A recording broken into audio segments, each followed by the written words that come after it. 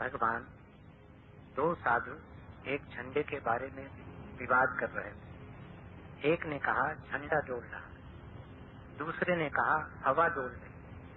तभी छठे कुलगुरु वहां से गुजर रहे थे। उन्होंने कहा न हवा न झंडा, मन डोल रहा। भगवान, इस जैन लघु कथा का अर्थ क्या है?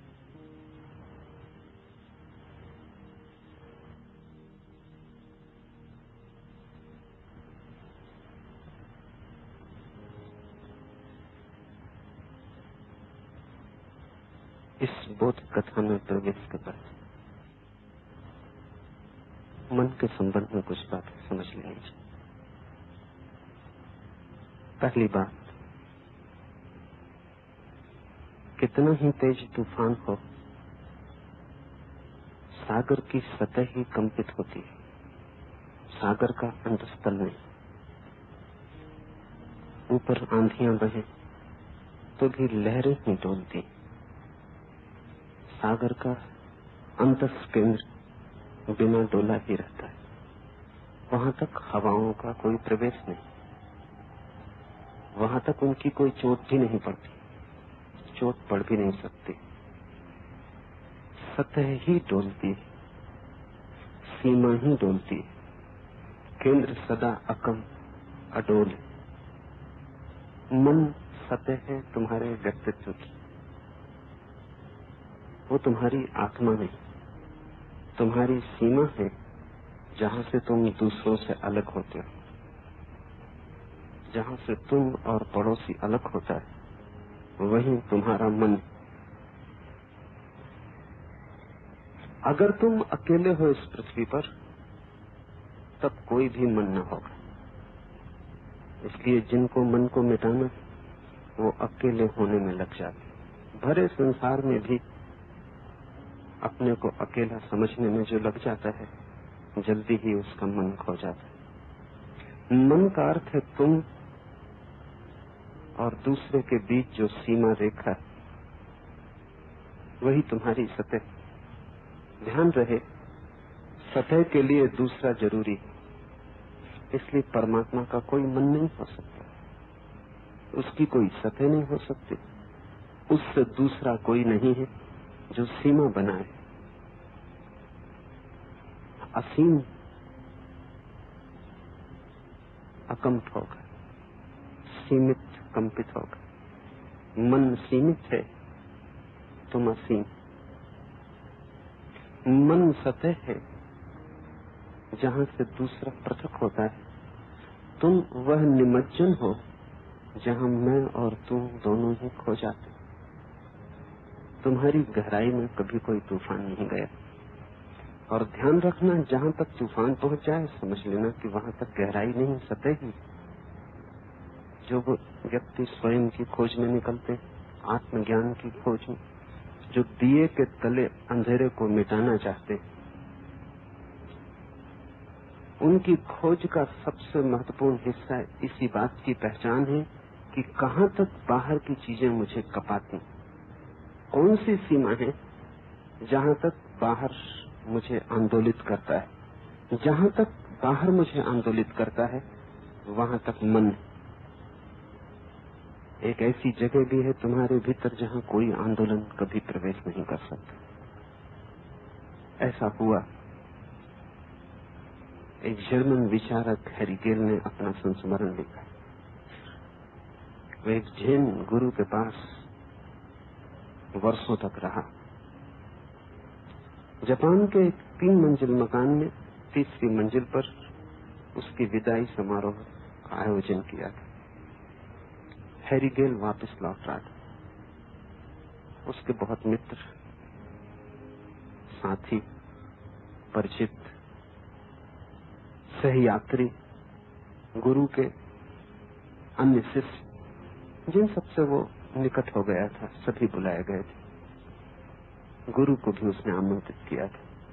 संयोग की बात, जब भोजन चलता था, अचानक भूकंप आ गया। जापान में भूकंप आसान। लकड़ी का मकान भयानक रूप से कपने लगा। किसी भी क्षण गिरा। लोग भागे, हेरिगेल भी भागा, सीढ़ियों पर भीड़ हो गई। उसे ख्याल आया गुरु का। उसने लौट कर देखा, गुरु आंख बंद किए अपनी जगह पर बैठे। हेरिगेल का एक मन तो हुआ कि भाग जाए, और एक मन हुआ कि गुरु को निमंत्रित किया है मैंने, मैं ही उन्हें छोड़ के भाग जाऊं, शोभा युक्त नहीं। फिर जो गुरु का होगा वही मेरा होगा। और जब वे इतने अकंपन निश्चिंत बैठे तो मुझे इतना भयभीत होने की क्या जरूरत। वो भी रुक गया, गुरु के पास बैठ गया। हाथ पैर कपते रहे जब तक कि कंपन समाप्त न हो गए। बड़ा भयंकर उत्पात हो गया था, अनेक मकान गिर गए थे, सड़क पर कोलाहल था, लोग पागल थे। जैसे ही भूकंप रुक गया, गुरु ने आंख खोली, और जहां बात टूट गई थी भूकंप के आने और लोगों के भागने के कारण, वहीं से बात शुरू कर दी जैसे बीच में कुछ भी न हुआ। हेरिगेल ने कहा, अब तो मुझे याद भी नहीं कि हम क्या बात करते थे। बीच में बड़ी घटना घट गई, बड़ा फासला पड़ गया, मैं तो भूल ही गया हूं कि पहले आपने क्या कहा था। अब वो सवाल महत्वपूर्ण भी नहीं, अब तो मैं कुछ और ही पूछना चाहता हूं। ये जो भूकंप हुआ, इस संबंध में कुछ कहें। तो गुरु ने कहा, वो सदा बाहर ही बाहर, और जो भीतर न हो उसका कोई भी मूल्य नहीं। बाहर सब कप गया, मैं वहां सरक गया भीतर जहां कोई कंपन कभी नहीं जाता। यही तो सारी आत्मज्ञान की कला है, अपने भीतर उस जगह सरक जाना जहां कोई कंपन कभी नहीं जाता।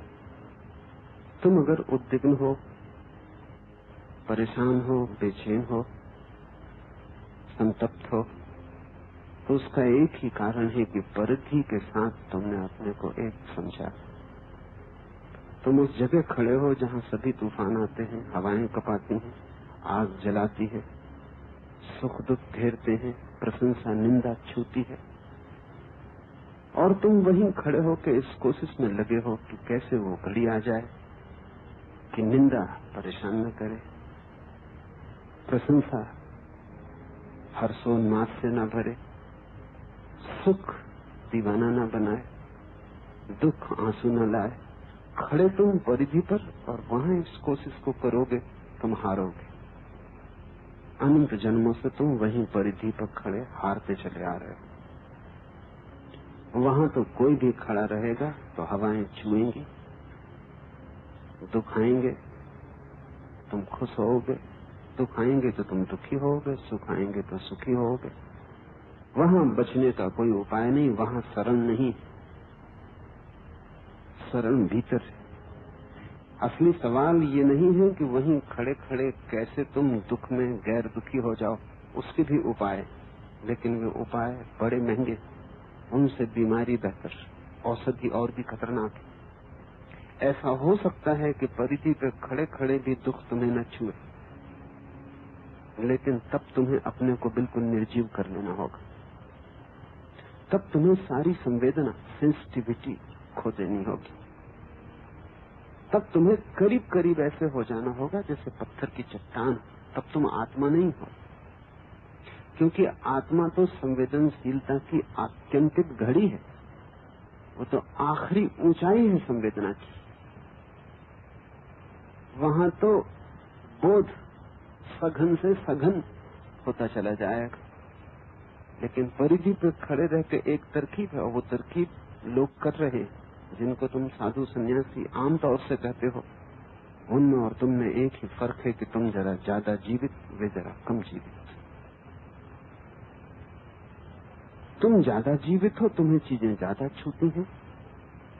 वे मर गए, और उनका मरना कोई उपाय नहीं, आत्मघात।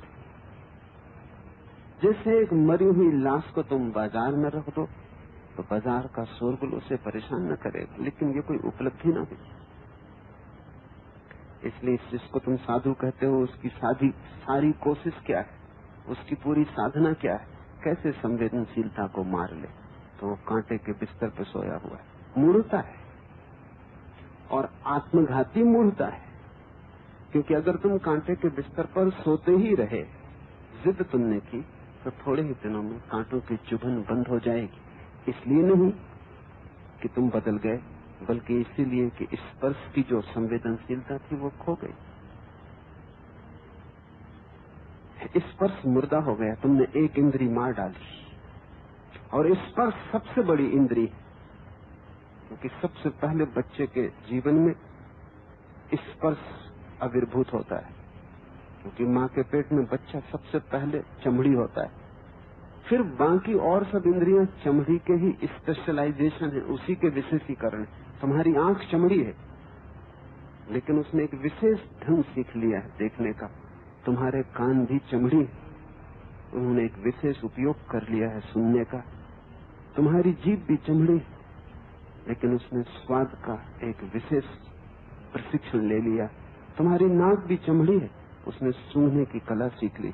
वो एक्सपर्ट्स, उन्होंने कुछ विशेष कला में अपने को दीक्षित कर दिया, पर सभी चमड़ी। इसलिए स्पर्श सबसे मौलिक इंद्रिय है, और इसलिए साधु सबसे पहले स्पर्श को मारने में लगता है। नंगा हो जाएगा, धूप में खड़ा रहेगा, सर्दी में खड़ा रहेगा, बर्फ पे बैठेगा, आग जला के बैठा रहेगा, धूप है, गर्मी है, वो धूनी रमाएगा। वो क्या कर रहा है? उसके भीतर एक ही कोशिश चल रही, चाहे उसे पता हो या न हो। नहीं ही होगा पता, क्योंकि पता हो तो ऐसी मूढ़ता कोई भी न करेगा। और तुम्हें भी पता नहीं तो इस तरह की मूढ़ताओं को तुम आदर न दोगे। वो कर क्या रहा है? वो ये कर रहा है कि चमड़ा धीरे धीरे जड़ हो जाए। हो जाता है, तुम जानते हो, इसमें कुछ साधु होने की जरूरत नहीं। तुम्हारे पैर के नीचे भी चमड़ी, लेकिन वो जड़ हो गई, क्योंकि चलना पड़ता है। वहां संवेदनशीलता ज्यादा हो तो तुम चल ही ना पाओगे। कभी कंकड़ भी पड़ जाता है तो पता नहीं चलता। जो लोग बिना जूते के ही चलते, उनकी पैर की चमड़ी बिल्कुल ही मर जाती। एक घटना मैंने सुनी है, एक पहाड़ी आदिवासी बैठ के अपनी चिलम पी रहा है। उसकी पत्नी थोड़ी ही पास कुछ काम कर रही खड़ी, और उससे वो कहता है, देख तूने अंगारे पे पैर रख दिया है, पैर हटा। वो इसलिए अपना काम करती रहती है। वो कहती है, कौन सा पैर, बायां कि दायां? आदिवासी की पैर की चमड़ी इतनी ही मरी होती।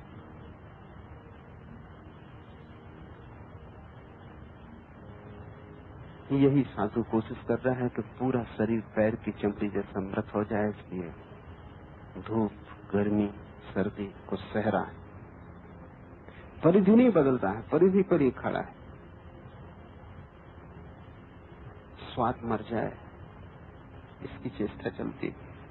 अस्वाद को साधुओं ने व्रत बना रखा है। गांधी जी के 11 व्रतों में अस्वाद खास व्रत है। तो गांधी जी खाने के साथ साथ नीम की चटनी भी खाते हैं, स्वाद को मारने के। अमरीकी विचारक लुई फिशर गांधी के घर मेहमान थे। उसकी थाली में भी उन्होंने वो चटनी, वो सभी की थाली में रखते थे। एक बात ध्यान रखना, जो आदमी खुद को कष्ट देगा वो सभी को कष्ट बांटेगा।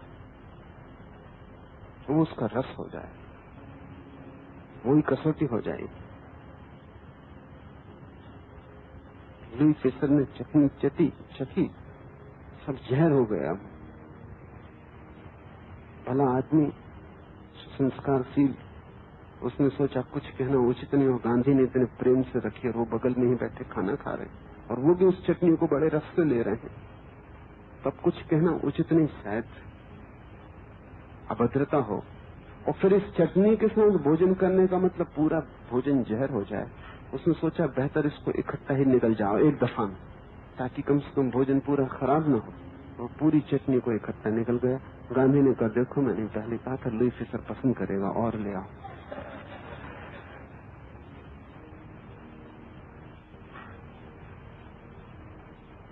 तुम्हारे सब साधु तुम्हारे भोजन में नीम की चटनी रख रहे हैं। न तुम्हें होश है, न उन्हें होश है कि हो क्या रहा है। स्वाद को मारना, रोज अगर नीम की चटनी खाते रहेंगे तो स्वाद मर जाएगा। इसमें कुछ हैरानी की बात नहीं। चमड़ी की जो विशेषता है, जीभ की जो उसने बड़ी कला से सीखी, वो मर जाएगी, खो जाएगी। तुम्हारी चमड़ी साधारण चमड़ी हो जाएगी, जीभ हाथ की चमड़ी हो जाएगी। हाथ पे तुम नीम रखो कि मिठाई रखो, कुछ पता नहीं चलता। लेकिन ये उपलब्धि हुई कि नुकसान हुआ। लाखों लाखों वर्ष की कोशिश के बाद जीभ की चमड़ी स्वाद को लेने में समर्थ हो पाई, एक महान उपलब्धि। इस उपलब्धि को थोड़ा समझो कि चमड़ी इतनी संवेदनशील हो गई कि स्वाद को भी लेने में कुशल हो गई। नाक सूंघने में सफल हो गई, गंध का नया आयाम खुल गया। तुम देखते हो मेहतर सिर पर पाखाने की टोकरी लिए जाता है, उसे कुछ अड़चन नहीं होती। वो महासाधु, तुम उसकी पूजा करो क्योंकि उसे सुगंध बिल्कुल नहीं आती। तुम सोचते होगे कितनी दुर्गंध में जी रहा, पास से निकलते तो तुम नाक पर रुमाल रख लेते हो और वो मजे से गपशप करता चला जा रहा है, किसी से बात कर रहा है, गाना गुनगुना रहा है। तुम गलती में हो, उसकी नाक मर चुकी। निरंतर अगर पाखाना ढोना पड़ेगा तो नाक कितनी देर जिंदा रहेगी। बहुत सूक्ष्म है नासा पुटों में छिपे हुए जो अणु हैं जिनसे गंध मिलती है, बहुत सूक्ष्म और बहुत डेलिकेट, नाजुक है। उन पर अगर बहुत चोट की तो वो मर जाते। इसलिए इस आदमी को कोई गंध नहीं आती, क्या तुम इसे साधु कहो? न इसे गंध आती, न इसे दुर्गंध आती। एक इंद्रिय और मर गई। सूरदास की कहानी बड़ी प्रतीकात्मक है। मैं नहीं जानता सूरदास ने ऐसा किया हो तो आदमी बेकार, 2 कौड़ी की कीमत का नहीं। न किया हो तो ही कुछ सूरदास के पदों में अर्थ हो सकता है।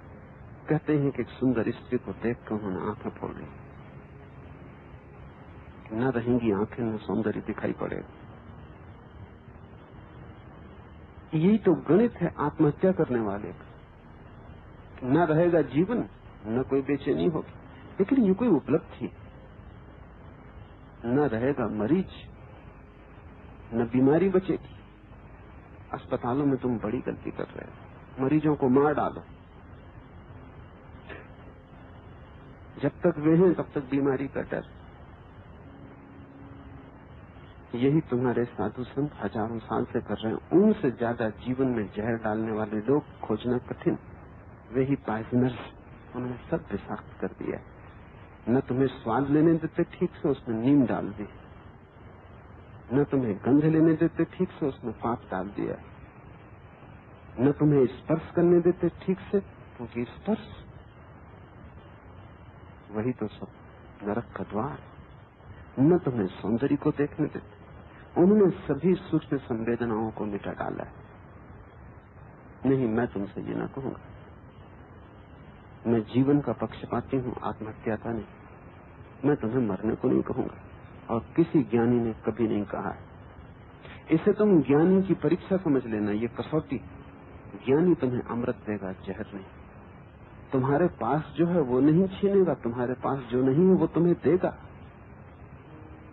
निश्चित ही जब तुम्हारे पास और विराट होगा तो क्षुद्र छूटता जाएगा। मैं तुम्हें इतना स्वाद दूंगा कि भोजन की जरूरत न रह जाए। मैं तुम्हें इतनी गंध देना चाहता हूं कि तुम इतने सूक्ष्म हो जाओ गंध में कि सारा जगत एक गंध का प्रवाह हो जाए। यहां तुम उठो, बैठो, डोलो तो जगत की सूक्ष्म गंध तुम्हें पकड़ ले। मैं तुम्हारे कानों को बहरा नहीं करना चाहता, उन्हें ऐसी ध्वनि चाहता हूं देना कि इस जगत में छिपा हुआ जो परम निनाद है, ओंकार, वो तुम्हें सुनाई पड़ जाए। चारों तरफ वो निनाद चल रहा है, हर हवा के झोंके में उसी की खबर, हर फूल के खिलने में उसी का सौंदर्य, हर आंख से वही झांक रहा है। जब तुम किसी को स्पर्श करते हो तो तुमने उसी को छुआ है। तुम जानो या न जानो, ये दूसरी बात है। तुम्हारी सारी इंद्रियां इतनी सफेद हो जाएं कि पदार्थ के भीतर छिपे परमात्मा को तुम अनुभव कर सको। तब क्या करना पड़े? क्योंकि जितनी इंद्रियां सतेज होती हैं उतनी ही चिंता, पैदा होती। जितना संवेदनशील व्यक्ति होगा उतना ही चिंतित होगा। मोह को तुमने कभी चिंतित देखा? वे तो परमहंस मालूम होता। वे अपना सिर लटकाए अपने घरों के सामने बैठे, उन्हें कोई चिंता नहीं छूती। क्या तुम भी वैसी ही अवस्था चाहते हो? तो साधु सन्यासियों के पीछे चले जाओ, आज नहीं कल वो तुम्हें मूढ़ बना देंगे। अच्छा होगा कभी पागल खाने में जाके किसी इडियट को, किसी मूढ़ को देखो, उसे कुछ चिंता नहीं छूती। ऐसा भी कि अगर आग भी लग जाए तो भी वो निश्चिंत बैठा रहे। लेकिन इस निश्चिंतता में और ज़ेन गुरु की निश्चिंतता में, जो 3 मंजिल मकान पर भूकंप के समय शांत बैठा रहा, बड़ा फर्क है, मौलिक फर्क है, गुणात्मक फर्क है। ये दोनों एक घटनाएं नहीं, क्योंकि ज़ेन की सारी शिक्षा इंद्रियों को संवेदनशील बनाने की। इसलिए अगर तुम ज़ेन गुरुओं का आश्रम देखोगे तो तुम चकित हो जाओ। गांधी तो उस आश्रम को देख के कहेंगे ये कोई आश्रम हो, ये तो भोग विलास। इसलिए गांधी ने वर्धा चुना। इस मुल्क में सबसे ज्यादा कुरूप जगह उनके ख्याल में आई आश्रम बनाने की। तब धूल के सिवाय कुछ भी नहीं।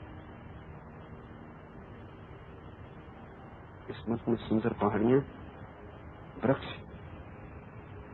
सुंदर ऋतुओं वाली जगह, वो गांधी ने नहीं चुनी।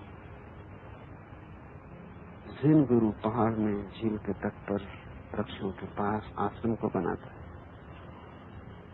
उसके आश्रम में फूल खिलते हैं, फल लगते हैं, पक्षी गीत गाते हैं।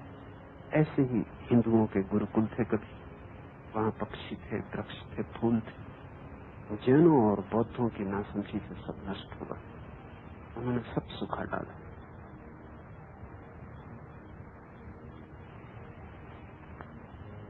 फूल देख के उन्हें घबराहट लगती, सौंदर्य से डर पैदा होता है, क्योंकि सौंदर्य तत्क्षण उन्हें काम वासना की याद दिलाता।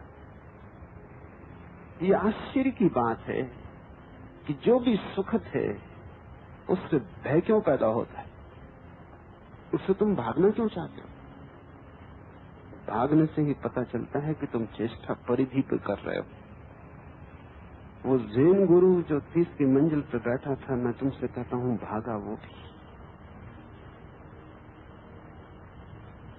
लेकिन उसके भागने का ढंग बहुत दूसरा है। हट वो भी गया वहां से, और यही उसने कहा भी। उसने कहा ये कि भागे तो तुम भी, लेकिन तुम जहां भाग रहे थे वहां भी भूकंप था। उसमें अर्थ क्या है? तुम्हारा भागना अर्थहीन है। कोई इसी मकान में थोड़ी भूकंप आया हुआ था, कोई 3री मंजिल पे थोड़ा भूकंप आया हुआ था, 2री पे भी था, पहली पे भी था, सड़क पर भी था। तुम भाग कहां रहे थे? तुम एक भूकंप के स्थान से दूसरे भूकंप के स्थान पे भाग रहे थे। वो कोई बचाव न था। असली बचाव तो मैंने किया, भागा मैं भी, परिधि से केंद्र की तरफ भागा, अपने भीतर सरक गया, जहां कोई भूकंप कभी नहीं पहुंचता। वो ज़ेन गुरु बुद्धिमान। तुम जब तक भागोगे एक परिधि से दूसरी परिधि पर, क्या अंतर पड़ेगा? घर रहो कि आश्रम, बाजार में रहो कि हिमालय, अगर तुम परिधि पर हो तो परिधि पर ही रहोगे, वहां भी भूकंप है, सब तरफ भूकंप, क्योंकि सब तरफ तुम्हारी परिधि को कुछ न कुछ छुएगा, आंदोलन पैदा होंगे। तब एक सीधा रास्ता दिखाई पड़ता, परिधि को मार डालो, कोई तरह का एनेस्थेसिया खोज लो ताकि परिधि बिल्कुल जड़ हो जाए, तुम्हें कुछ पता न चले। ये कोई क्रांति न हुई, ये तो तुम्हें जो मिला था वो भी खो दिया, और जो मिल सकता था उसका संभावना भी समाप्त हो गई। इसलिए तुम ऐसे साधुओं को जो लेते हैं सड़कों पर, पैर उठाए खड़े हैं, 10 वर्ष से बैठे नहीं हैं, लेटे नहीं हैं, कांटों पे लेते हैं, पत्थरों पे पड़े हैं, ठंडी रात में पानी में खड़े, इन साधुओं को जरा गौर से देखना, इनकी आंखों में तुम्हें गहराई न दिखाई पड़े। इनसे ज्यादा छिछले आदमी खोजने मुश्किल है, क्योंकि बिल्कुल परिधि पे जकड़ गए, और सारा संघर्ष इतना ही है कि परिधि को किसी तरह मार डालो। न होगी संवेदना, न आएगी चिंता, लेकिन यह हल नहीं। जाओ केंद्र पर, जहां कोई चिंता कभी नहीं पहुंचती। इसका ये अर्थ नहीं कि तुम्हारी परिधि पर कंपन बंद हो जाएंगे। ये ज़ेन गुरु अपने भीतर चला गया तो भी मकान तो कप ही रहा है, शरीर तो कपेगा ही। ज़ेन गुरु रिंझाई मरा, उसका जो प्रमुख शिष्य था वो रोने लगा। लोगों ने कहा रो मत, लाखों लोग इकट्ठे थे। लोग देखेंगे तो क्या कहेंगे, क्योंकि हम तो सोचते हैं कि तुम ज्ञान को उपलब्ध हो गए और तुम रो रहे, रोते अज्ञानी।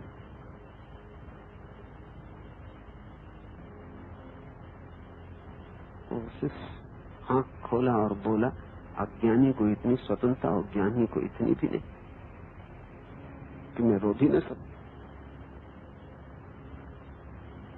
और तुम कह क्या रहे हो मुझसे? तुम ये कह रहे हो कि लोग तुम्हें आदर करते हैं, वो आदर वापस ले लेंगे अगर तुम रोए। गुरु ने कहा बाहर में जाए उनका आदर मैंने मांगा कब?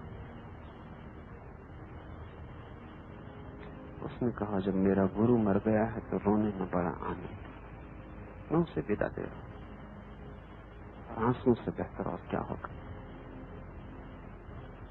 मैं दुखी नहीं हूं,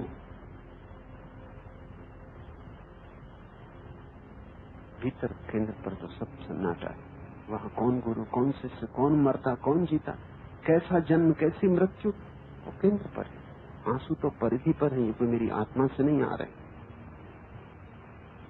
मेरी परिधि पर है, शरीर के हिस्से। किसी ने कहा लेकिन तुम्हें तो भली भांति पता है कि कोई मरता नहीं, गुरु मरे नहीं है, फिर क्यों रोते हो? उसने कहा वो मुझे पता है कि आत्मा नहीं मरती, लेकिन शरीर जो मर गया वो भी बड़ा प्यारा था, और ऐसा शरीर अब दोबारा देखने में न आएगा। एक तो जीवन के परम स्वीकार में से आंसुओं का भी स्वीकार, हंसने का भी स्वीकार, रोने का भी स्वीकार परिधि पर। उससे चिंतित होने की कोई जरूरत नहीं, न उसको दबाने का कोई कारण। इतनी ही जरूरत है कि तुम परिधि के साथ तादाद मत रखो। हवा आएगी तो वृक्षों में कंपन होगा, होना ही चाहिए। सिर्फ मरा हुआ वृक्ष नहीं हिलेगा जिसके सब पत्ते सूख गए। जीवित वृक्ष तो कपेगा और जोर से कपेगा, और कंपन से कोई नुकसान नहीं होने वाला है। हवा चली जाएगी, धूल झड़ जाएगी, वृक्ष ताजा और नया होगा। रोना जब रोना हो, हंसना तब हंसना हो, स्वाद लेना। जीवन में कुछ भी छोड़ने जैसा नहीं, छोड़ने जैसा होता तो परमात्मा उसे बनाता ही नहीं। तुम परमात्मा से ज्यादा बुद्धिमान होने की कोशिश में लगे हो। जीवन में सभी अपरिहार्य, अनिवार्य, उस सबसे गुजरना, लेकिन केंद्र पर बने रहना। सब छुए फिर भी न छू पाए, नाचना तुम लेकिन भीतर कोई कंपित ही न हो, डोलना तुम लेकिन भीतर अडोल बने रहे। अगर तुम इस द्वंद के बीच दोनों को साथ सके तो तुम्हारे जीवन में जो फूल खिलेगा, उस फूल में रस होगा, अर्थ होगा, संगीत होगा, क्योंकि उस फूल में विरोधी स्वरों का समन्वय होगा। तुमने देखा है ऑर्केस्ट्रा 50 वाद्य बजते हैं लेकिन एक संगीत पैदा होता है। तुम ऐसा भी कर सकते हो कि 50 पगलों को वाद्य दे दो, फिर एक उपद्रव पैदा होगा, संगीत पैदा नहीं होगा, शोरगुल मचेगा, विक्षिप्त करने वाला शोरगुल मच जाएगा।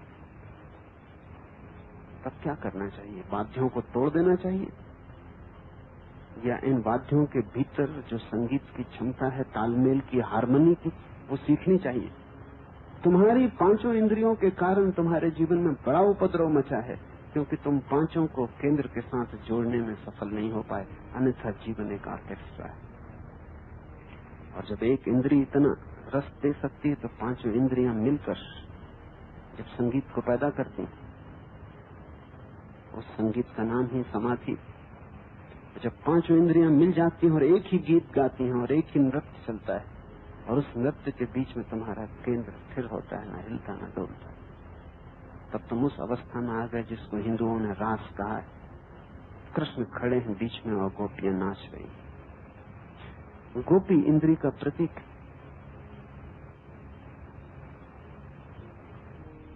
कृष्ण केंद्र के प्रतीक। रास का अर्थ है परिधि नाच रही है और केंद्र स्थिर बस। और रास से बड़ा अनुभव इस जगत में कोई दूसरा नहीं। मन के संबंध में कुछ और बातें समझ लें। दूसरी बात, मन के कारण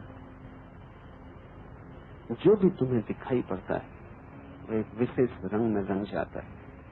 तुम नहीं देखते, बीच में मन खड़ा है। जहां भी तुम आंख ले जाते हो तुम्हारी आंख का शुद्ध प्रत्यक्षीकरण नहीं होता क्योंकि बीच में मन खड़ा है। तुम मन के द्वारा देखते हो। और मन का अर्थ क्या होता है? मन का अर्थ है अतीत अनुभव, स्मृतियां, जो तुमने सीखा, सुना, पढ़ा, लिखा, जाना, वो सब इकट्ठा है। उसकी परत तुम पर जमी, जैसे धूल जम गई हो दर्पण पर। फिर तुम उसमें जाके अपना चेहरा देखते हो, वो चेहरा साफ साफ दिखाई नहीं पड़ता, कुछ का कुछ दिखाई पड़ता है। मन धूल है क्योंकि मन अतीत है, और धूल परिधि पर ही जमती है, भीतर तो जा नहीं सकती। जब तुम यात्रा से लौटते हो, स्नान कर लेते हो, बात समाप्त हो गई। और जाके डॉक्टर को नहीं कहते कि ऑपरेशन करो, मेरे भीतर धूल निकालो। धूल परिधि पर पड़ती। लेकिन शरीर के संबंध में तुम ज्यादा होशियार हो, रोज स्नान कर लेते हो, लेकिन रोज ध्यान नहीं करते। ध्यान स्नान है मन का, उस पर कुछ धूल जमे ना, रोज रोज उसे झाड़ देना है ताकि मन साफ सुथरा पारदर्शी बना रहे और मन पर जो प्रतिबिंब जगत के बनते हैं वो विकृत न हो। अभी हम जो भी देख रहे हैं वो सभी विकृत है। हम कुछ भी ठीक से नहीं देख पाते क्योंकि हर चीज के बीच में तुम्हारी धारणाएं खड़ी हो जाती।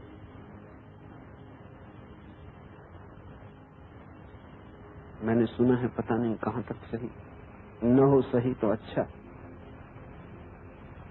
सुना है कि तुलसीदास राम की बड़ी प्रार्थना पूजा में लीन, फिर वे वृंदावन गए, कृष्ण के मंदिर में गए। तो जो मित्र उन्हें ले गए थे कृष्ण के मंदिर में, बड़े चौंके क्योंकि तुलसीदास खड़े रहे, झुके नहीं। और उन्होंने कहा कि जब तक, कृष्ण से कहा कि जब तक धनुष बाण हाथ में न लोगे तब तक मैं झुकने वाला नहीं। मैं राम का भक्त हूं। क्या मतलब हुआ इसका? इसका मतलब हुआ कि अगर परमात्मा भी आके तुम्हारे सामने खड़ा हो तो तुम्हारा मन कहेगा मेरी धारणा के अनुकूल। अगर तुम्हारी धारणा है कि उसके 1000 हाथ, तो 1001 तुम बर्दाश्त न करोगे, एक काट दोगे। और अगर 2 ही हाथ का हुआ तो तुम बिल्कुल घर के बाहर करो, तुम जाओ सहस्त्र बाह हो के आओ, तभी मैं झुकूंगा। परमात्मा के सामने भी झुकने में मन की शर्त। तो तुम नहीं झुक रहे, तुम परमात्मा को झुका रहे। तुलसीदास कह क्या रहे? वो ये कह रहे हैं कि मैं झुकूंगा जब तुम मेरी शर्त पूरी करो। झुकने में भी शर्त है, समर्पण में भी शर्त है, वो भी कंडीशनल है कि धनुष बाण हाथ लो, पहले तुम झुको जब मैं झुकूं। आदमी एक दूसरे के सामने भी इतना अशिष्ट नहीं होता।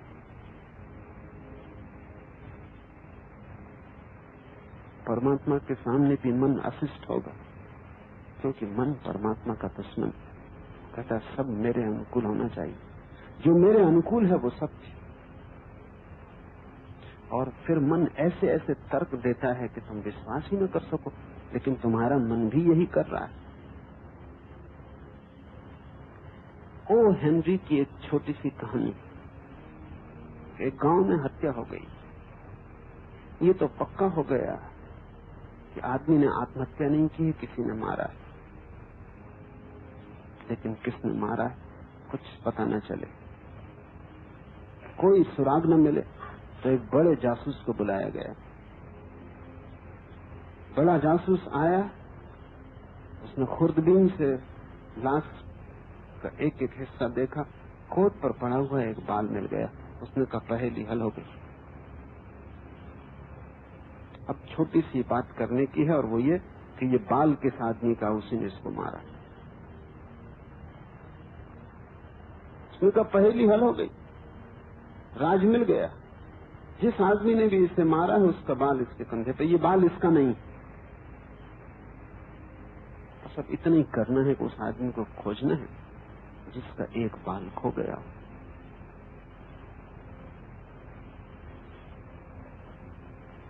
जासूस बड़ा था, उसको बड़ी ख्याति थी। अधिकारियों ने सुना तो थोड़े तो हैरान हुए, पर उनका कोशिश करे। 4 दिन न्यूयॉर्क में वो जासूस गली कुचे भटकता रहा, होटल, स्टेशन, एयरपोर्ट। चौथे दिन एक आदमी को उसने जहाज पे चढ़ते देखा बंदरगाह पर। आदमी संदिग्ध मालूम पड़ा, उसकी चाल, उसके कपड़े लगते, और उसने एक टोपी पहन रखी थी जिसमें उसका सारा सिर ही नहीं बल्कि कान भी ढके हुए थे। हो न हो यही आदमी है, भागने की कोशिश कर रहा है। जासूस भागा हुआ उसके पीछे पहुंचा और जोर से चिल्लाया, पकड़ो इस आदमी को। अधिकारियों ने उसे पकड़ लिया जहाज के। जासूस ने कहा कि बस यही आदमी, इसकी चाल से साफ होता है। अब इतनी है कि ये बाल का मेल करना है कि इसका बाल है या नहीं। इसकी टोपी उतारो।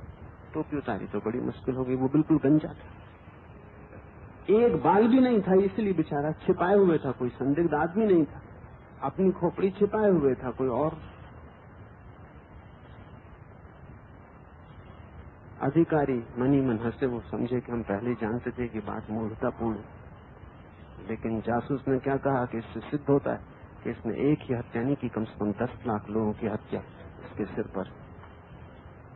ऐसा मन का तर्क है, वो कभी अपने तर्क से पीछे नहीं हटता है। वो तर्क की अंतिम सीमा तक जाता है, और हर तर्क अपनी अंतिम सीमा पर बेहुदा हो जाता है, रिडिकुलस हो जाता है।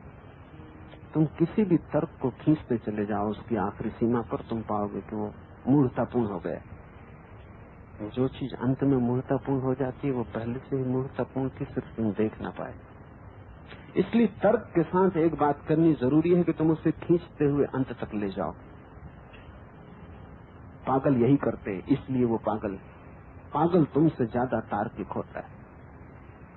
एक आदमी को मैं जानता हूं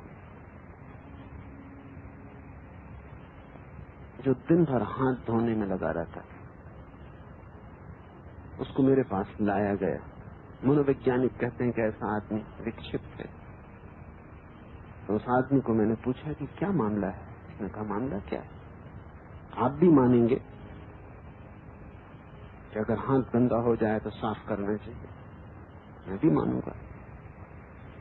तो उसने पूछा कितनी दफे साफ करना चाहिए। तब मैं समझा कि उसका तर्क साफ है। तो मैंने कहा 1 दफा। उसने कहा अगर वो न हो पाए पूरी तरह साफ, तब 2 दफा। उसने कहा वही तो मैं कर रहा हूँ, मैं पाता हूँ दूसरी दफे भी पूरा साफ नहीं हो पाया। तो 300 दफा। और ये सब लोग मुझे पागल समझ रहे हैं, और मैं केवल स्वच्छता का प्रेमी। 1 दफा हाथ धोना समझ में आता है, 300 दफा हाथ धोना समझ में नहीं आता। क्यों?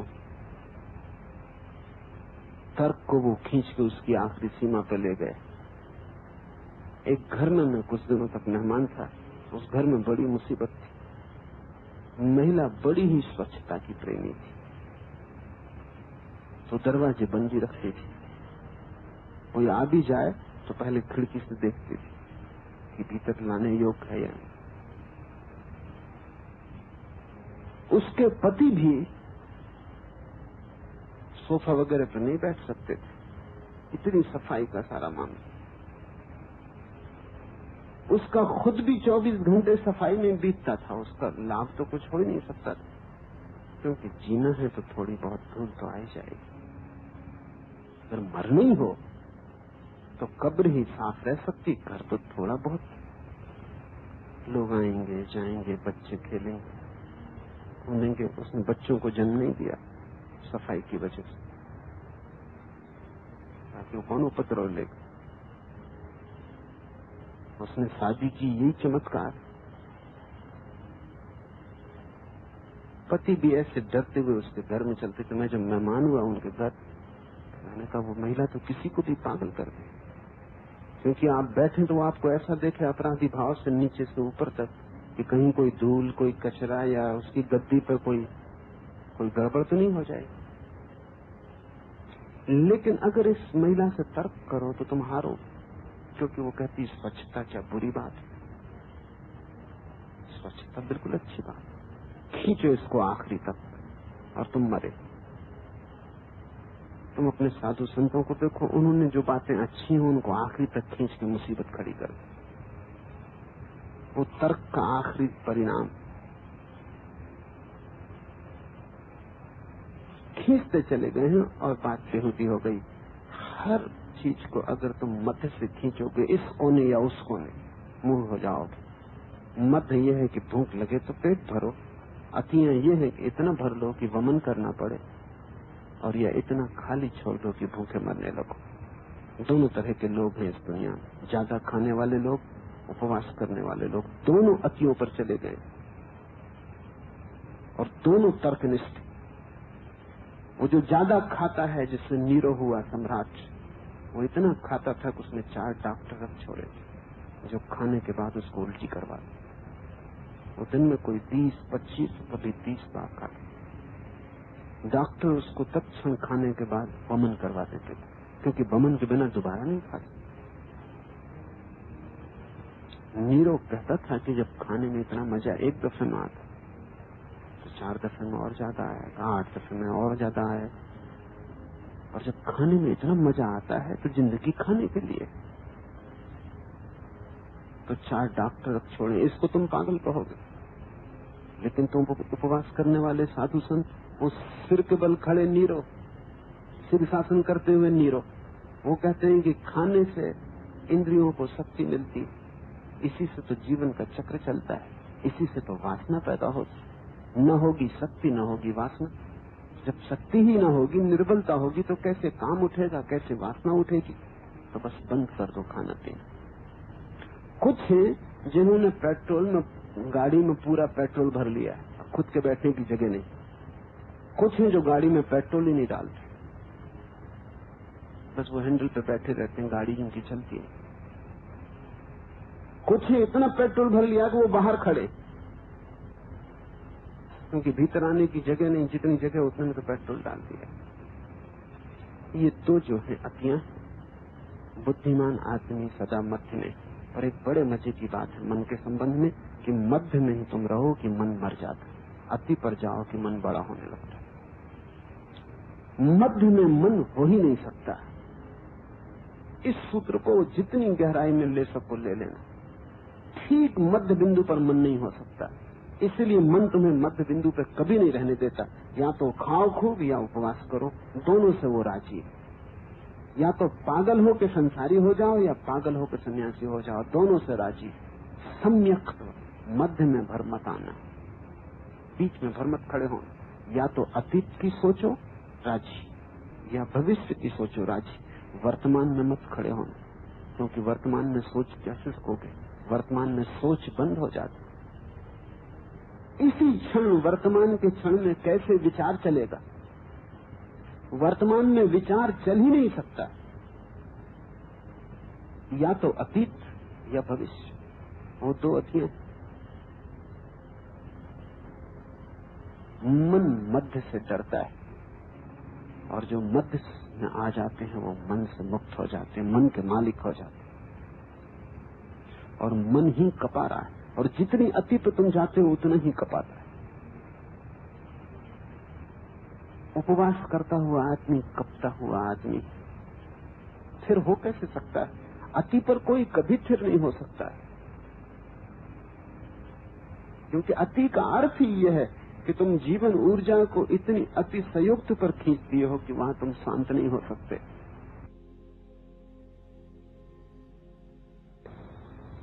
ज्यादा खा के भी तुम शांत नहीं हो सकते। 24 घंटे दुकान पर ही डूब जाओ तो भी तुम शांत नहीं हो सकते, और दुकान को छोड़ के तुम जंगल भाग जाओ तो भी तुम शांत नहीं हो सकते। क्रिया और अक्रिया के मध्य में कहीं खड़ा होना होगा। इसलिए बुद्ध ने अपने मार्ग को मध्यम निकाय कहा है, द मिडिल वे। और मध्यम निकाय का अर्थ है, मध्य मार्ग का अर्थ है, क्योंकि मन मध्य में मर जाता है। अभी तुम जो भी देखोगे उसमें मन के कंपन है। मुल्ला नसरुद्दीन शराब घर पहुंचा, ऐसे ही काफी पिए था, घर से पी के चला था। दुकानदार ने भी देखा कि इतना ज्यादा पिए है, उसने कहा कि आज तुम्हें न दूंगा। तो नसरुद्दीन ने कहा, तुमने क्या समझा है? तुम एक ही दुकान हो इस गांव में, किस अकड़ में भूले हो? दोबारा पैर न रखूंगा। देते हो या नहीं? दुकानदार ने कहा, तुम जाओ, जब होश में हो तब आना। नसरुद्दीन लड़खड़ा था, बाहर निकला। बड़ी देर खोजने के बाद दूसरा दुकान खोजी, वो उसी दुकान का दूसरा दरवाजा था। शराबी आदमी, उसको बड़ी देर लग गई टटोलते, इधर गया उधर गया, गोल गोल घूमा, परिक्रमा की, पहुंचा। बड़ी प्रसन्नता से भीतर गया और कहा कि क्या समझा है उन लोगों ने? दूसरे दुकान वाले अकड़ गए, ग्राहक पर ही जीते, अकड़ से मरे जा रहे। उस दुकानदार ने कहा, नसरुद्दीन तुम फिर वहीं आ गए और आज तुम्हें न मिलेगी। नसरुद्दीन बाहर निकला, फिर खोजा, बिना आधी रात गए, तीसरे दरवाजे से उसी दुकान के भीतर प्रवेश हुआ। उसने कहा कि बड़ी मुसीबत हो गई, इतनी दुकानें दूर दूर, तो एक वाला न दे तो दूसरे पे जाने में घंटों लग जाते। तब उसने गौर से देखा और कहा, क्या मामला है? क्या तुमने सब दुकानें खरीद ली और हर जगह तुम ही मौजूद हो? मन इस दरवाजे से घुसे तो भी उसी दुकान पर जाता है, दूसरे दरवाजे से घुसे तो भी उसी दुकान पर जाता है। मन कहीं और जा ही नहीं सकता। एक अति भी वहीं ले जाएगी, दूसरी अति भी वहीं ले जाएगी। मन मध्य से कभी प्रवेश नहीं करता, क्योंकि वहां मौत है। इसलिए मन एक अति से दूसरी अति पर डोलता है, घड़ी के पेंडुलम की भांति। इस डोलने में ही मन का अस्तित्व। तुम अति मत चुनना, अन्यथा मुश्किल में पड़ोगे। और जीवन में हर जगह हर चीज का मध्य खोजना कठिन नहीं, क्योंकि जब तुम अति खोज लेते हो, मध्य खोजना कैसे कठिन होगा? दोनों अतियों के बीच में रुक जाना। न तो भोग के पीछे पागल हो जाना, न त्याग के पीछे पागल हो जाना, न शरीर के गुलाम हो जाना, न शरीर के दुश्मन हो जाना, न तो इंद्रियों में इतने लिप्त हो जाना कि तुम बचो ही ना, और न इतनी लड़ाई करने लगना कि इंद्रियों को काट ही डालो और वो बचे ना। दोनों के मध्य बड़ा कठिन है, बड़ी कुशलता चाहिए, और सारे जीवन की कला इसमें है कि कैसे तुम मध्य को खोज लो। मेरे पास कोई आता है, अगर वो ज्यादा खाता है तो वो कहता है कि मुझे उपवास पे भेज दे। मैं उससे कहता हूं कि तू थोड़ा कम खा, उसके लिए वो राजी नहीं होता। उपवास के लिए वो राजी, तो मैं कहता हूं कि सम्यक भोजन कर, जितना जरूरी है उतना खा, उसके लिए वो राजी नहीं होता। वो कहता बड़ा कठिन। उपवास के लिए वो राजी क्यों? उपवास के लिए क्यों राजी? ज्यादा खा के भी वो शरीर को नष्ट कर रहा था, उपवास करके भी वो शरीर को नष्ट करेगा, वो शरीर का दुश्मन। ये तरकीबें अलग हैं, दरवाजे अलग हैं, दुकान एक ही। इधर वो स्त्रियों के पीछे दौड़ दौड़ के, पुरुषों के पीछे दौड़ दौड़ के परेशान हो रहा था। दौड़ थी, डांजुआन है, वो दौड़ रहे। कहते हैं बायरन कोई 60 स्त्रियों के प्रेम में था एक साथ। जरूर कहीं न कहीं विक्षिप्तता होनी चाहिए, क्योंकि प्रेम हो तो एक स्त्री का भी काफी, और न हो तो 6000 का भी काफी नहीं। मेरे एक मित्र उनके घर में मेहमान थे, उनकी बैठक में बैठा था, एक लड़के को वो डांट रहे थे। वो कह रहे थे कि तूने मेरी लड़की का अपमान किया, तूने रात उससे शादी का प्रस्ताव किया, और मुझे पता चला है कि रात ही तू दूसरी लड़की के घर भी गया और उससे भी शादी का प्रस्ताव किया, और इतना ही नहीं, तू फिर तीसरी लड़की के भी घर गया और उससे भी शादी का प्रस्ताव किया। ये तूने कैसे किया? उस लड़के ने कहा, इसमें क्या अड़चन है बाबूजी, मेरे पास साइकिल जो है।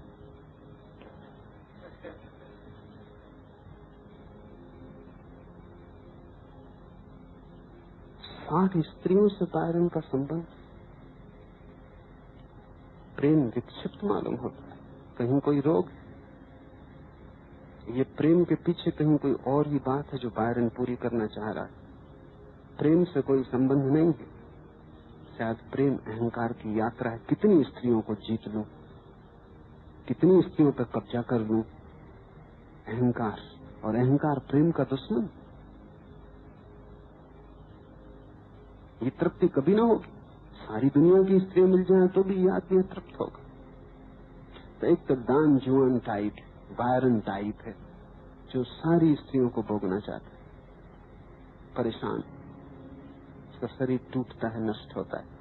फिर कभी भी ये डॉन जुआन टाइप जब थक जाता है, परेशान हो जाता है, तो यही है जो फिर ब्रह्मचर्य के गुणगान गाता है, जो फिर सारे शरीर का दुश्मन हो जाता है। फिर ये किसी को बर्दाश्त नहीं कर सकता कि कोई प्रेम में, जो भी प्रेम में हो उसको ये नरक में डाल के सड़ाने की योजना बनाता कि वहां आग जलेगी, वहां सड़ोगे। ये दान जुआनों ने ही तुम्हारे शास्त्र लिखे।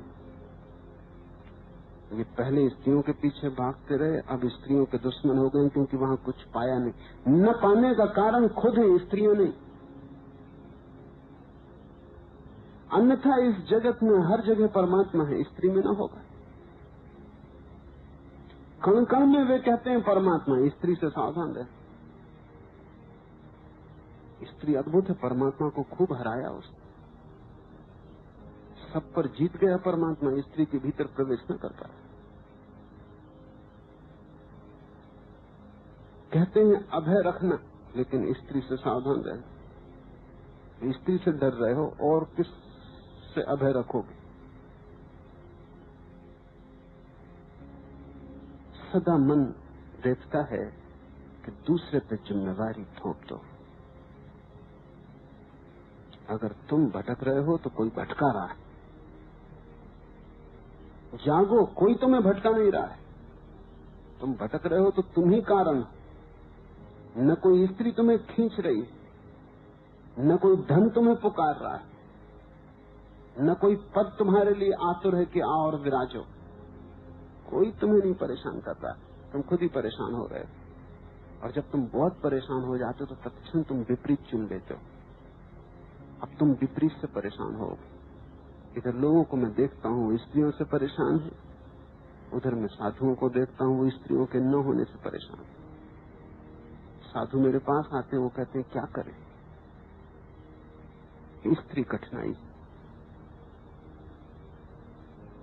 और मेरे पास ग्रस्त आते हैं, वो भी यही कहते हैं क्या करें, स्त्री कठिनाई। तब मैं बड़ा चकित होता हूँ, ये दोनों आदमी विपरीत है और कठिनाई एक है। ये आदमी दोनों विपरीत हो नहीं सकते, नहीं तो कठिनाई एक कैसे होती? अलग अलग दरवाजों से एक ही दुकान में घुस रहे। अन्यथा कठिनाई अलग होनी चाहिए। और आश्चर्य तो ये है कि तुमसे ग्रस्त से ज्यादा परेशान साधु है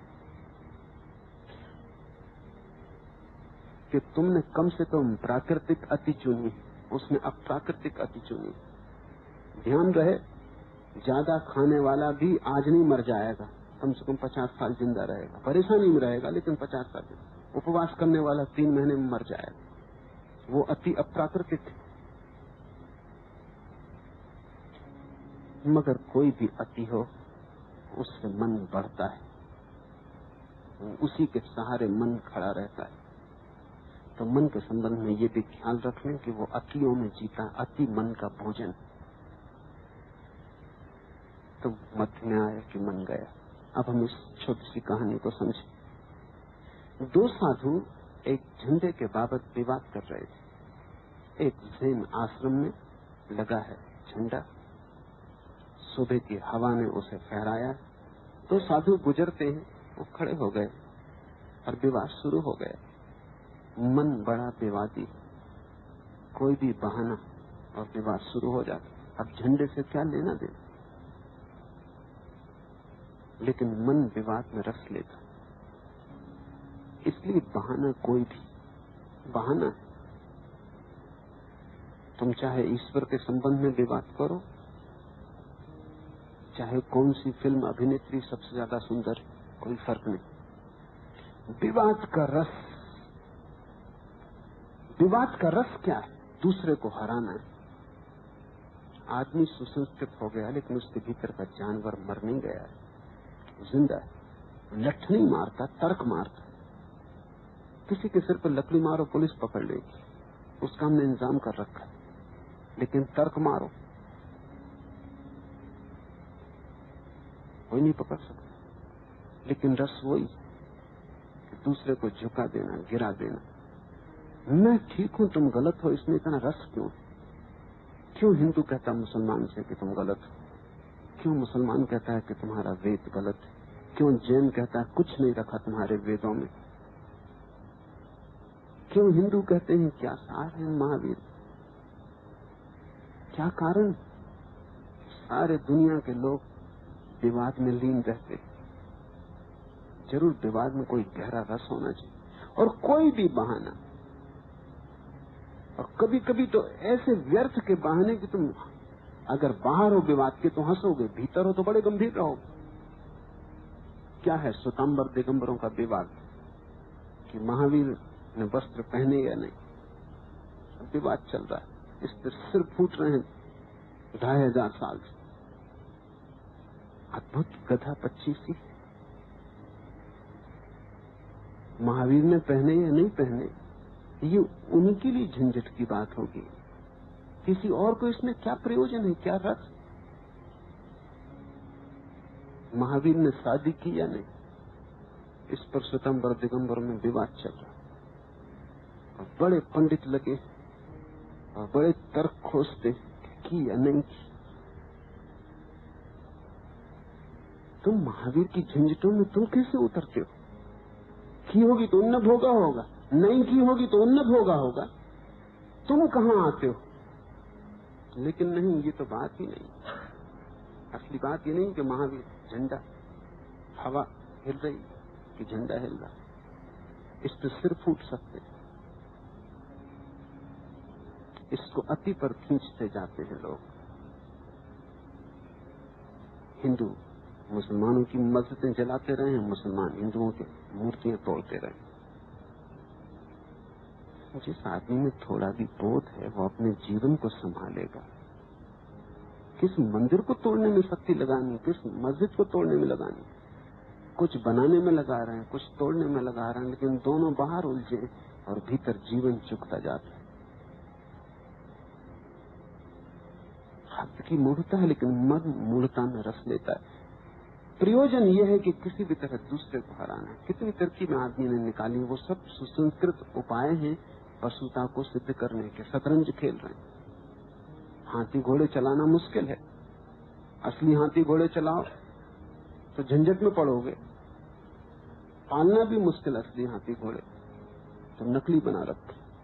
हाथी हैं, घोड़े हैं, पित्ती हैं, सम्राट। और शतरंज खेलने वाले को देखो कैसा गंभीर, जीवन दांव पर लगा है। इसे पता नहीं है क्या कर रहा है। सब्स्टिट्यूट है, परिपूरक है। हमने हत्या बाहर बंद कर दी, लेकिन भीतर हत्यारा छिपा है। हमने आदमियों की गर्दनें भीतर से नहीं काट सकते क्योंकि वो महंगा धंधा है, तो हमने सुलभ उपाय खोजे। देखिए कोई फुटबॉल खेल रहा है, लाखों लोग देखने पहुंचे। चकित होने की बात है कि आदमी के भीतर कोई रोग चल रहा है भाई। कहीं क्रिकेट चल रहा है, करोड़ों लोग टेलीविजन और रेडियो के पास खपे बैठे, जिससे उनके जीवन दांव पर लगे। एक सज्जन को मैं जानता हूं, वो जिस टीम में उत्सुक थे वो हार गई, तो उन्होंने रेडियो गिराकर तोड़ दी। इतने जोश में आ गए। देखो जाके, अगर तुम्हें पागल देखना है तो रेस कोर्स में देखो, घोड़े दौड़ रहे हैं, ये परेशान। घोड़ों को तुम राजी करो, आदमी को रेस करवाओ, एक घोड़ा ना आएगा।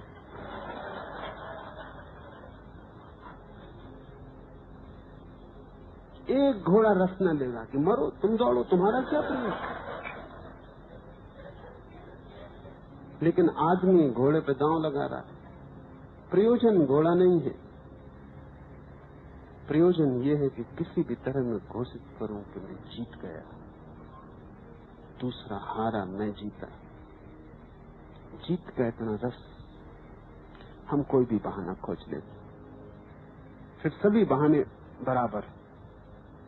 भीतरी वृत्ति को पहचानना। अब क्या प्रयोजन हो सकता है दो साधुओं को? एक झंडे के बारे में विवाद कर रहे थे। एक ने कहा झंडा डोल रहा, दूसरे ने कहा हवा डोल रही। अब ये विवाद बड़ा कठिन है तय करना। ये वैसे ही जैसे अंडी मुर्गा, कौन पहले आया, इस पे बड़े बड़े विद्वान और दार्शनिक विवाद करते रहे। तुम हंसोगे कभी कि बड़े बड़े दार्शनिक भी इसमें क्यों उलझे, पहले मुर्गी पैदा हुई कि पहले अंडा। राहुल शंकरत्ययन एक बहुत बड़े बौद्ध दार्शनिक थे, आखिर में उन्होंने सिद्धि कर दिया अपनी किताब में कि अंडा ही पहले हुआ। पर किसको प्रयोजन है? मुर्गी को मतलब नहीं है, हम क्यों परेशान हैं? और दोनों ही गलत हैं, इसलिए हल नहीं हो पाता। ध्यान रखना, जिन जिन चीजों में विवाद का हल नहीं होता वहां दोनों ही गलत होंगे। ईश्वर के संबंध में अब तक तय नहीं हो पाया कि वो है या नहीं। करोड़ों वर्ष से आदमी लड़ रहा है, ना आस्तिक नास्तिक को हरा पाता, ना नास्तिक आस्तिक को हरा पाता। जरूर बात कुछ ऐसी है कि वो मूढ़तापूर्ण है और तय नहीं हो सकती। कुछ प्रश्न ही ऐसा है कि उसमें कोई भी उत्तर देने से गड़बड़ होगी। जैसे ये समझो कि कोई तुमसे पूछने लगे कि लाल रंग की सुगंध क्या है। प्रश्न तो बिल्कुल ठीक लगता है, भाषा शास्त्री कोई गलती नहीं निकाल सकते, व्याकरण साफ सुथरी। लाल रंग की सुगंध क्या है, और तो जवाब देने वाले मिल जाए वो हमेशा मिल जाएंगे। फिर विवाद शुरू हो जाए, फिर हल कुछ भी ना हो पाएगा।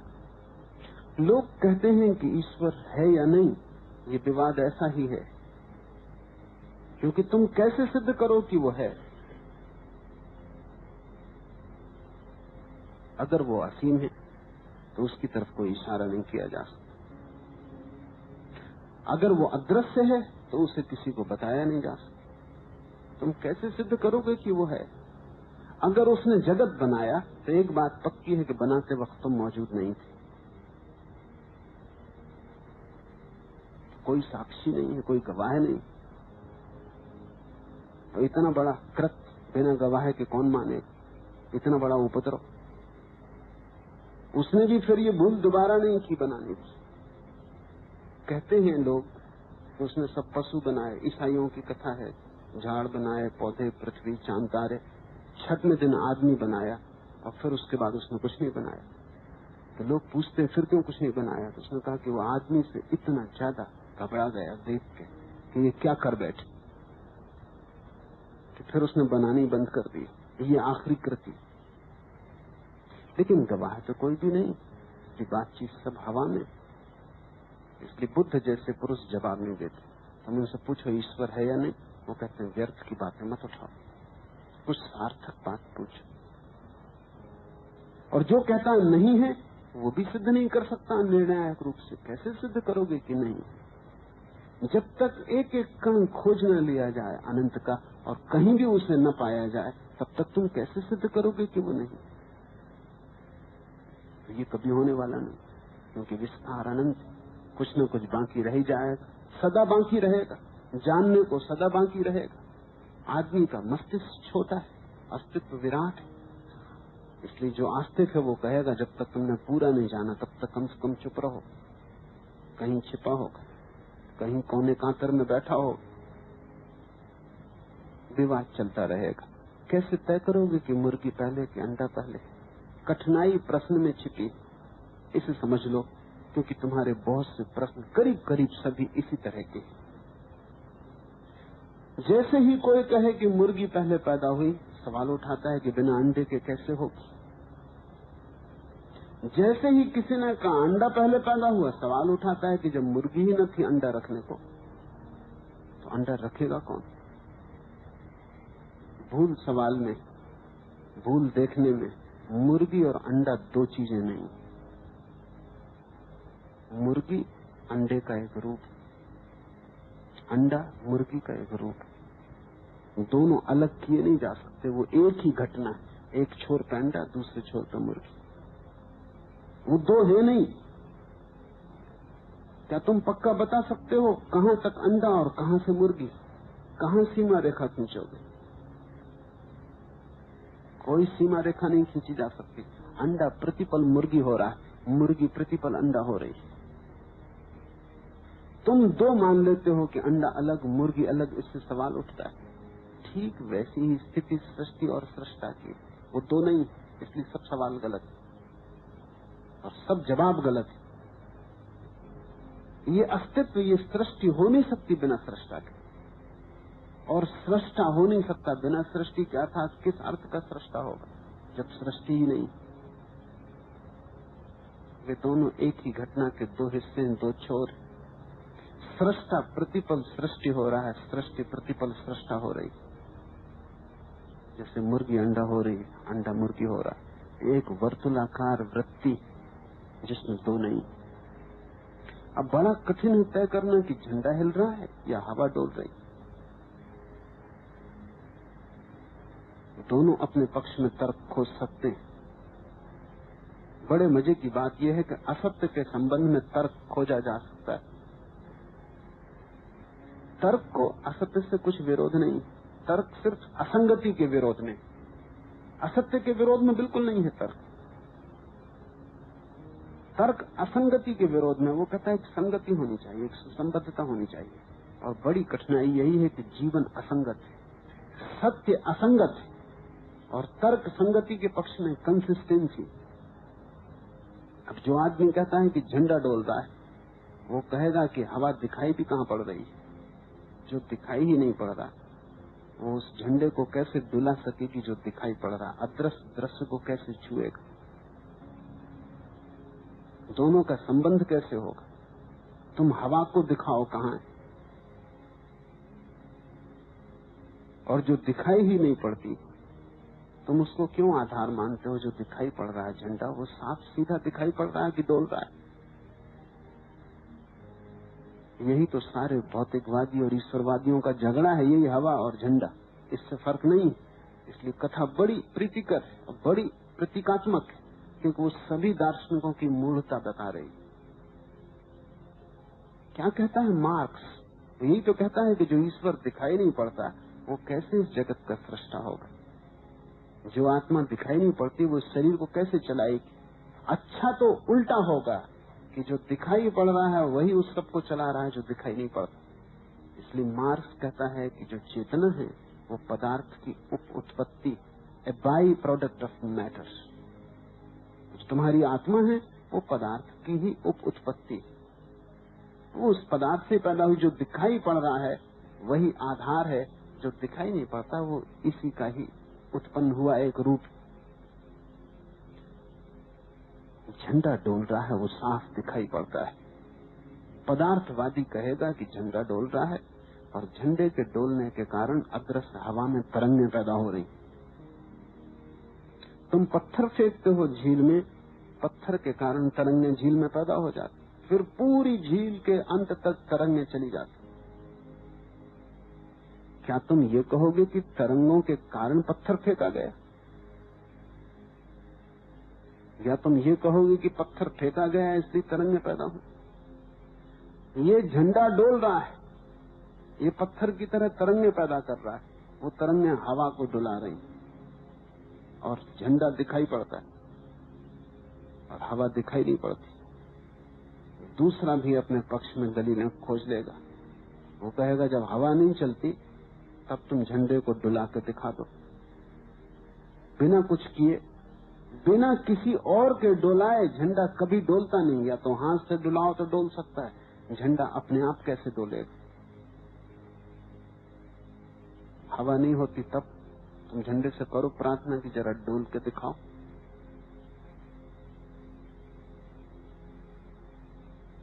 हवा ही डोला रही, दिखाई नहीं पड़ती। इससे क्या फर्क पड़ता है? स्पर्श तो होता है। जब हवा तेजी से चलती तो हम भी डोलते हैं, कपड़े डोलते हैं। स्पर्श तो पता चलता है, स्पर्श भी तो एक प्रत्यक्ष है, वो भी तो देखा जाना है। हवा डोला रही, और ये दोनों कभी भी तय न कर पाएंगे। ऐसी कोई निष्कर्ष नहीं हो सकता जिसपे ये दोनों राजी हो जाए। तुम भी अगर गौर करोगे तो दो में से एक में अपने को बटे पाओगे। तुम में से कई का मन कह रहा होगा डोला तो हवा ही रही। जो तुम में से अपने को धार्मिक समझते हैं वो कहेंगे हवा डोला रही। जो तुम में से अपने को वैज्ञानिक समझते हैं वो कहेंगे कि झंडा ही डोल रहा है। उन दोनों का गुरु अचानक पास से गुजरता था। छठे कुलगुरु वहां से गुजरते थे। उन्होंने कहा न हवा न झंडा, मन डोल रहा है।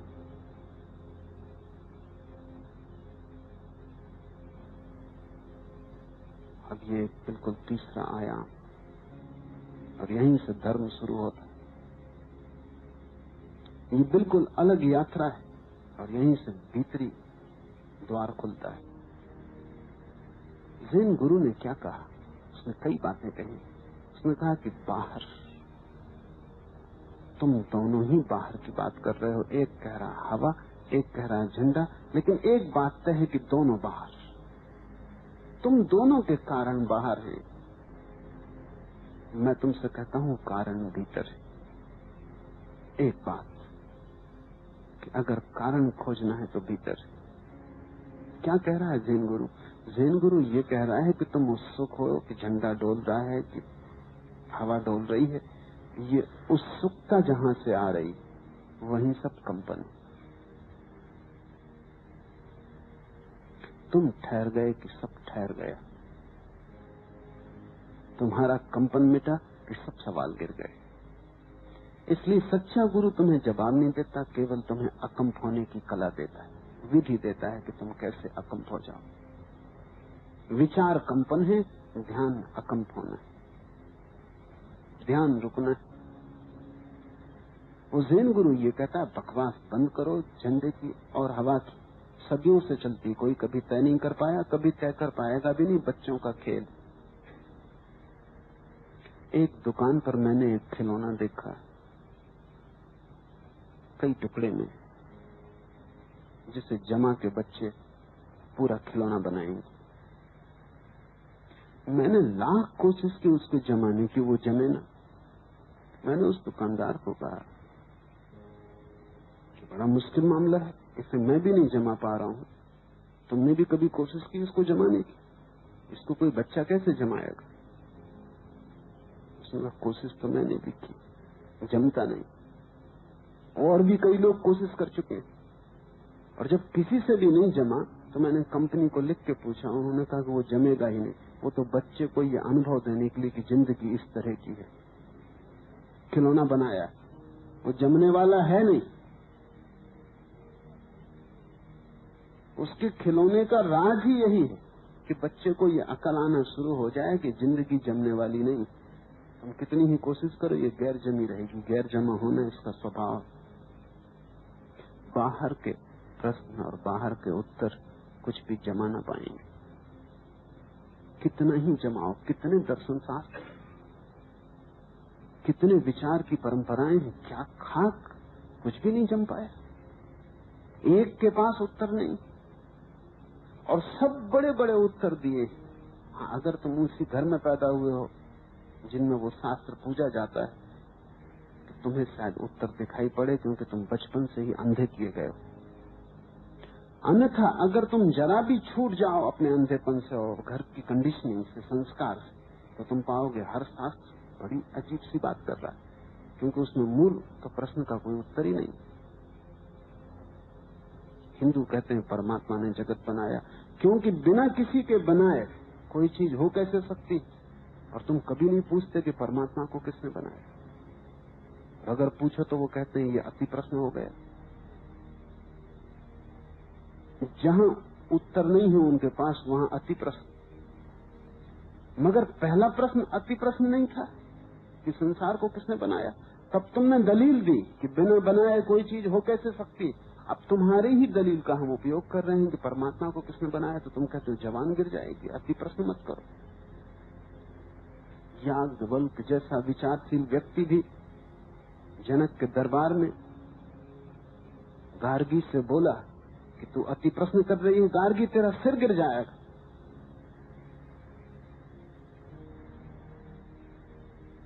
जनक ने एक दरबार बुलाया था और वहां जो सबसे बड़ा ब्रह्मज्ञानी सिद्ध होगा उसने 1000 गौएं सोने से मंडे हुए सींग हीरे जवाहरात से लदी हुई खड़ी रखी थी। करोड़ों का मूल्य था उनका। वो उसे भेंट मिलेंगी। याज्ञवल्क्य ने सभी पंडितों को हरा दिया, लेकिन एक स्त्री को हराने में बड़ी मुसीबत हो गई। उसका कारण है क्योंकि पुरुष के तर्क की विधि अलग है, स्त्री की तर्क की विधि अलग है, इसलिए याज्ञवल्क्य मुश्किल में पड़ गया। स्त्री का तर्क बिल्कुल अलग है, उसमें श्रृंखला नहीं छलांग है। इसलिए पति कभी पत्नी से ठीक से बातचीत हो ही नहीं पाती। तुम कुछ कहते हो वो कुछ कहती, उसमें कहीं मेल ही नहीं होता, वो जमते ही नहीं खिलौना, कितनी जमाओ। आखिर में पति धीरे धीरे चुप ही हो जाता है क्योंकि उसमें कोई सार नहीं।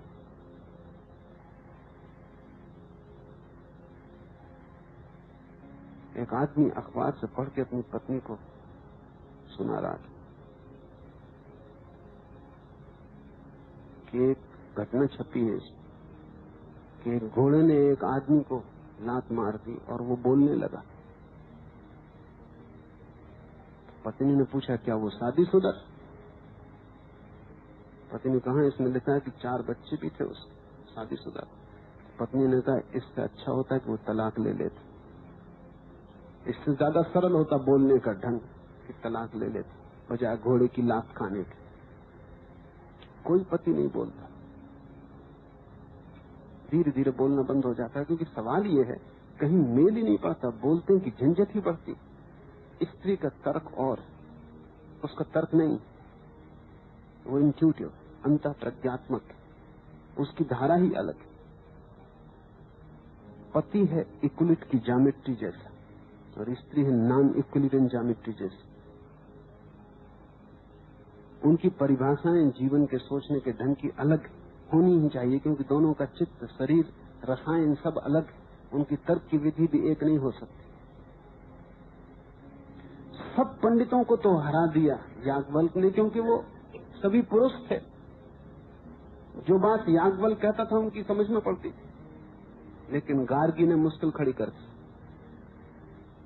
और याज्ञवल्क्य को वही करना पड़ा जो हर पति को करना पड़ता। ये बड़े मजे की बात है कि चाहे बुद्धू चाहे बुद्धिमान, स्त्री के साथ आखिरी व्यवहार वही करना पड़ता। याज्ञवल्क्य ने कहा कि संसार को ब्रह्म ने बनाया और गार्गी ने पूछा कि ब्रह्म को किसने बनाया याज्ञवल्क्य। और याज्ञवल्क्य ने वही किया जो कोई पति अपनी पत्नी के साथ करता है कि उसकी खोपड़ी पे डंडा मारे या लड़ने को खड़ा हो जाए। याज्ञवल्क्य ने कहा कि ये अति प्रश्न है, अगर तूने आगे पूछा तो सिर गिर जाएगा। इसके बाद क्या हुआ पता नहीं क्योंकि वो जमात पुरुषों की थी, उन्होंने निर्णय याज्ञवल्क्य के पक्ष में लिया होगा। जनक की बुद्धि भी पुरुष की थी, लेकिन बात साफ है कि प्रश्न अधूरा रह गया और याज्ञवल्क्य हार गया। उत्तर नहीं होता तभी क्रोध आता है। ये तो सिर टूट जाने का सवाल क्या है। गार्गी ने नस पकड़ ली, आखिरी सवाल उठा दिया और याज्ञवल्क्य समझ गया कि अब इसका उत्तर दिया कि मुश्किल में पड़ोगे, क्योंकि ये पूछती चली जाएगी कि फिर उसको किसने बनाया, फिर उसको किसने बनाया, और आखिर में झंझट आएगी क्योंकि वो आखिर तो इसका होने वाला नहीं। लेकिन सभी दर्शन शास्त्र इसी हालत में, जैन कहते हैं ईश्वर बनाने वाला नहीं, तो उन्होंने एक झंझट से बचने की कोशिश की। एक दर्शन शास्त्र दूसरे दर्शन शास्त्र की झंझट से बचने की कोशिश करता है, लेकिन अपनी झंझट में पड़ जाता है। वो बच गए एक झंझट से कि ईश्वर बनाने वाला नहीं, सृष्टि अपने आप बनी। लेकिन अब तक सवाल ये है कि आत्मा बंधन में कैसे पड़ी। बड़ी मुसीबत। वो कहते हैं आत्मा मुक्त हो जाएगी, लेकिन पूछने वाला ये पूछता है कि मुक्त हो जाएगी तो समझ लिया आखिर में, लेकिन बंधन में शुरुआत में कैसे पड़ी। अगर तुम उनसे कहो कि कर्मों के कारण, तो वो कहते हैं कि कर्मों के कारण का मतलब हुआ पिछले जन्म में कर्म किए, इस जन्म में पैदा हुए। लेकिन बिल्कुल प्रारंभ में, उसके पहले तो कर्म का कोई सवाल ही नहीं। बस अति प्रश्न आ गया। जैन कहते हैं कि बस ये कुतर्क, तुम जो करो वो तर्क, दूसरा जो करे वो कुतर्क। लेकिन सभी दर्शन शास्त्र एक छेद उनमें होगा, उस छेद को भर मत छूना, अन्यथा दार्शनिक नाराज हो जाएगा। जब तक तुमने उस छेद को न छुआ, और वो तुम्हें इस तरह चक्कर देगा कि उस छेद भर का तुम्हें पता न चले, सब तरफ तुमको भटकाएगा, सब जवाब देगा। बस एक बात तुम मत पूछना, उसके पहले ही अगर तुम थक गए और कहा कि ठीक है झंझट मिटाओ, हम तुम्हारे पीछे चलते, तो वो प्रसन्न है। अनुयायी सब इसी तरह पीछे, उन्होंने मूल छेद नहीं देखा जो हर जगह, क्योंकि विचार से कोई उत्तर न कभी मिला है न मिल सकता है। सब दर्शन शास्त्र विचार का ही फैलाव। विचार अंतिम सत्य को दे नहीं सकता। विचार तो केवल धारणाओं को परिपुष्ट कर सकता है, और कोई धारणा सत्य नहीं है। धारणा शून्य चित्त में सत्य की समझ, सत्य का अनुभव, सत्य का प्रकाश होता है।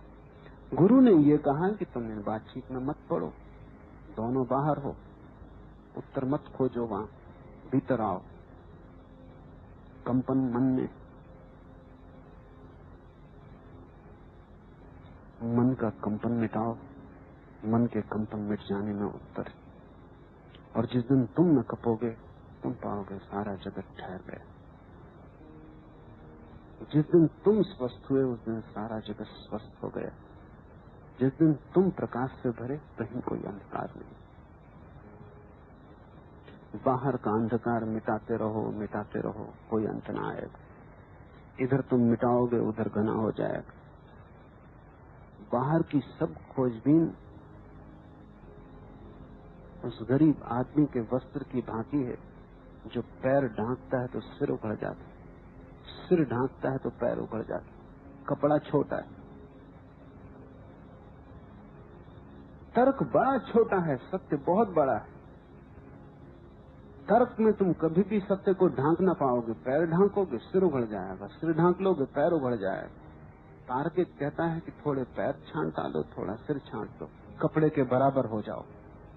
बिल्कुल समझ आओ कि कुछ लोग ये भी करते, उन्हीं को हम पंडित कहते हैं, जिन्होंने सिर भी छांट दिया, पैर भी।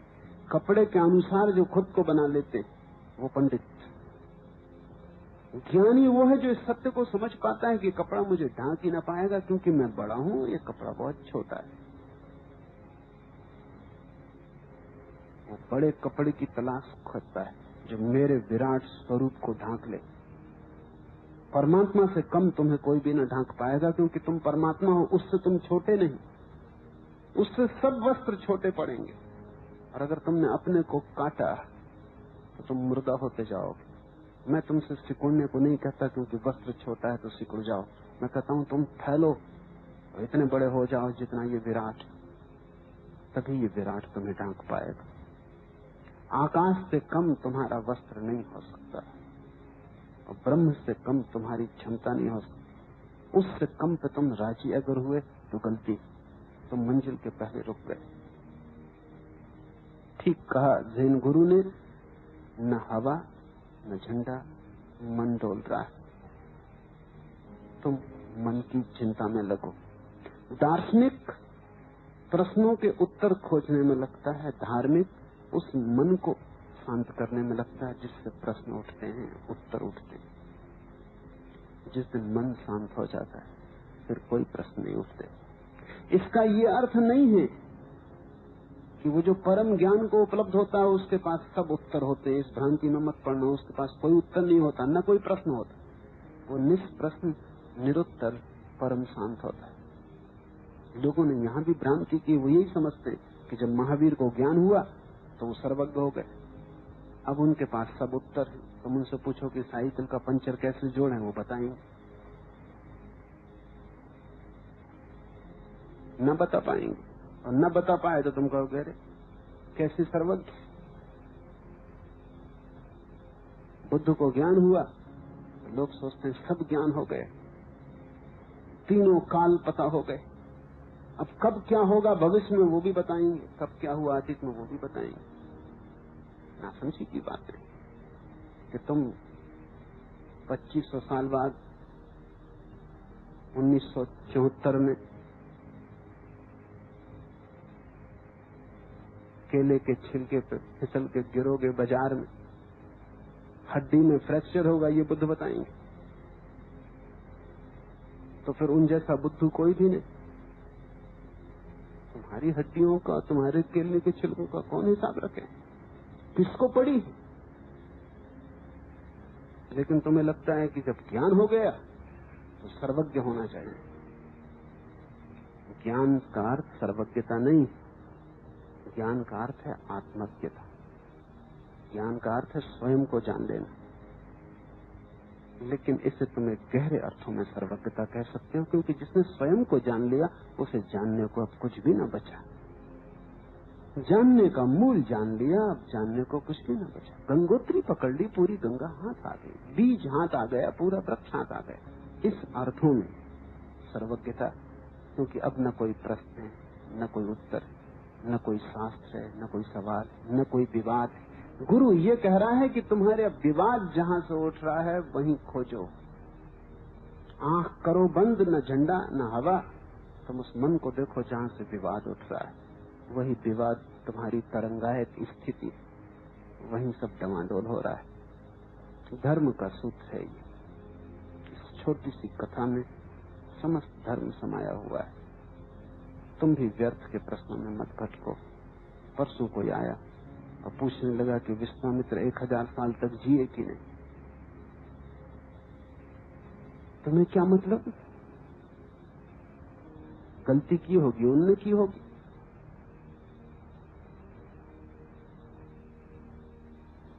नहीं, वो बोलते हैं जिज्ञासा है। जिज्ञासा का भी क्या करो, सभी जिज्ञासा सार्थक थोड़ी, नहीं तो भटकते ही रहोगे। जिज्ञासाएं तो उठती चली जाएंगी, उनका कोई अंत नहीं। क्या प्रयोजन इससे, कोई भी प्रयोजन नहीं। मन खुजली की तरह, खुजलाओ और खुजली उठती, थोड़ी मिठास भी आती है, मिठास की वजह से और खुजली उठती। खुजलाते चले जाओ, फिर आखिर में तुम पाओगे घाव पड़ गए। मन के कुतूहल के पीछे अगर तुम चले तो सारी आत्मा घाव से भर जाएगी। वो खुजलाहट, खुजली, वो बीमारी है। मन बीमारी है, उसकी ज्यादा मत सुनो। औषधि खोजो कि कैसे मन शांत हो जाए और तुम केंद्र पर स्थिर हो जाओ, कैसे तुम अपने घर वापस लौट आओ, कैसे मूल स्रोत से मिलन हो जाए। और वो स्रोत तुम्हारी प्रतीक्षा कर रहा है। यही कहा छठ में गुरु ने कि मत चिंता करो हवा डोलती कि झंडा डोलता, एक ही चिंता करने योग्य है कि तुम अभी डोल रहे हो। अडोल हो जाओ, सब तुम्हें मिल जाएगा। अडोल हो जाओ और तुम स्वयं को पालोगे। स्वयं को पा लेना, सत्य को पा लेना। आज